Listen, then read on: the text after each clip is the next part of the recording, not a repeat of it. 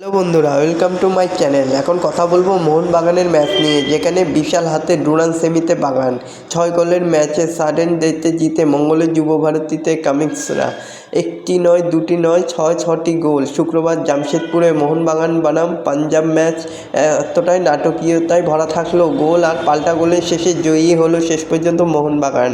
তো বন্ধুরা, এরকমই সব খেলার খবর জানতে হলে আমার চ্যানেলটিকে অতি শীঘ্রই লাইক, কমেন্ট, সাবস্ক্রাইব করতে ভুলো না ও বন্ধুদের মধ্যে প্রচুর পরিমাণে শেয়ার করে দাও, যাতে আমার 4000 ঘন্টা ওয়াচ টাইম খুব শীঘ্রই পূর্ণ হয়ে যায়। তো বন্ধুরা, শুরু হয়ে গেল ডুরান্ড কাপ, যেখানে মোহনবাগান 6 গোলে জিতে গেল, যেন বিশাল হাতেই ডুরান্ড সেমিতে পৌঁছে গেল। এতটাই নাটকীয় ভরা থাকলো যে গোলের পর গোল, ট্রাইব্রেকারে 6-5 জিতলো তারা। 90 মিনিট খেলার ফলাফল ছিল 3-3। ডুরান্ড কাপে অতিরিক্ত সময় নেই, ফলে ম্যাচ সরাসরি গড়ালো ট্রাইব্রেকারে। সেখানে মোহনবাগান জিতল বিশাল কাইতের সৌজন্যে। নির্ধারিত সময়ে মোহনবাগানের হয়ে গোল করেন গ্রেট স্টুয়ার্ট, মনমিত সিং ও জেমস কামিন্স।